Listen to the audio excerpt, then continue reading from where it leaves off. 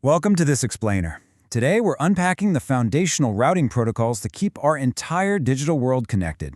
This is actually part 13 of a 20-part tutorial called The Guide to Modern Network Routing Protocols put together by Virtualization Options LLC. They're a Colorado-based technology research, education, and advisory organization, and everything we're diving into today focuses strictly on the material from Chapter 13 of their guide. Throughout this explainer, we're going to build a core narrative, finding the absolute right tool for the right job. Because honestly, in network engineering, applying the wrong protocol is kind of like using a 10-pound sledgehammer to drive in a thumbtack. It's just going to cause a whole lot of unnecessary damage. Okay, let's dive right into this. We're going to start at the micro level with a single router and scale all the way up to the global internet. Our agenda today covers 1. Why routing protocols matter. 2. Foundational routing concepts. 3. The IGP landscape. 4. Understanding eIGRP and dual. 5. BGP, the Internet's protocol. And finally, 6. Internal versus external BGP. Section 1. Why routing protocols matter. The core decision. Think about the core problem we're trying to solve here. Every single time a data packet arrives at a router, that piece of hardware has to make an immediate, split-second decision on where to forward it. Without a system to guide that choice, the traffic literally goes nowhere. Now we can solve this in two ways. First, there's static routing, where a network admin manually types every single destination network into the routing table. And hey, that's perfectly fine for a tiny stub network with maybe 1 to 3 routers. But the very second a link fails, that static route breaks, and you have to jump in manually to fix it. Dynamic routing, on the other hand, automates the whole shebang. Routers exchange reachability info, they automatically recalculate paths when a link goes down, and they can scale up to thousands of devices. But remember our theme, right? The right tool for the right job. If you deploy a super simplistic dynamic protocol like RIP on a 50-router enterprise network, you could end up facing 3-minute outages during a failure. Conversely, trying to run the internet's absolute massive core protocol, BGP, inside a tiny branch office is just needlessly complex. Now, what's really interesting about this framework from Virtualization Options LLC is that it strips away all that confusing command line syntax. Instead, it focuses purely on the underlying concepts that IT professionals actually need to make smart, informed design decisions. Moving on to Section 2, Foundational Routing Concepts, Building the Vocabulary. Before we start comparing specific protocols, we need to arm ourselves with some quick dictionary definitions, because understanding these core concepts is absolutely crucial to unlocking how networks actually think. First up, the autonomous system, or AS for short. You can kind of think of an AS as a distinct kingdom on the internet. It's a collection of IP networks and routers, all under the control of one single organization, presenting a unified routing policy to the outside world. To keep this massive global puzzle organized, each AS is assigned a unique AS number, or ASN, by IANA. For example, Google operates under AS 15169. This is literally how distinct organizational boundaries are drawn all across the globe. Next up is convergence. This is the process where all the routers in a network talk to each other to reach a consistent, accurate view of the topology after some sort of change, like, say, a fiber cable getting accidentally cut by a backhoe. What you really need to take away here is that convergence speed varies wildly depending on the protocol you choose. Modern protocols like OSPF, they converge in a matter of seconds, but older ones like RIP can actually drop your traffic for over 3 minutes while they struggle to calculate the new path. No way you want that in a modern network. Finally, we have the metric. Look, if a router learns 2 different paths to the exact same destination, how on earth does it choose which one to take? The metric is the answer. It's basically the numerical value a protocol uses to rank those competing routes. And different protocols calculate this entirely differently. Some just simply count the number of router hops in the way. Others look at the bandwidth cost. And some even rely on highly complex policy attributes. All right, Section 3, the IGP landscape, internal organizational routing. So when we look at the internal protocols used inside your own organization's boundaries, like say across a typical 10-office enterprise network or maybe a 5-campus hospital system, we essentially have 4 major players. First is RIP, which is a very simple distance vector protocol that just uses hop count. Then we have OSPF, a link state protocol that calculates paths based on bandwidth cost. This one is an absolute standard for modern enterprises. Next up is eIGRP, Cisco's hybrid protocol that uses a composite of bandwidth and delay for incredibly fast calculations. And finally, there's ISIS, another highly scalable link state protocol, but this one is heavily preferred inside the massive core networks of internet service providers.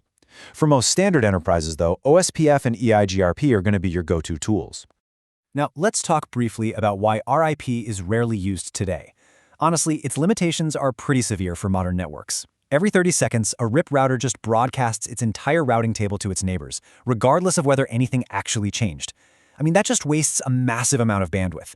Plus, its maximum metric is only 15 hops. If a destination is 16 hops away, RIP literally considers it unreachable. You have to use tricks like split horizon and route poisoning just to prevent loops. It's very much a protocol from a different era. Which brings us to Section 4, Understanding eIGRP and Dual, Cisco's fast protocol. If you happen to be operating an environment built purely on Cisco hardware, or you manage a hub-and-spoke wide-area network, eIGRP is just incredibly efficient. Instead of mindlessly flooding the network like RIP does, it uses partial updates, so it consumes very little bandwidth. And this brilliantly illustrates the dual algorithm engine behind it. Let's actually walk through the exact logical steps an eIGRP router takes when a primary link goes down. Step 1. The primary route, which it calls the successor, fails. Step 2. The router immediately checks its local topology table to see if a backup route, a feasible successor, already exists. Step 3. If yes, it instantly promotes that backup route and stays in a passive, stable state. Boom, the network converges in fractions of a second. But step 4, if no backup route exists, the route goes into an active state, and the router actively sends out queries to its neighbors looking for a new path. It's a highly intelligent, super fast-acting system.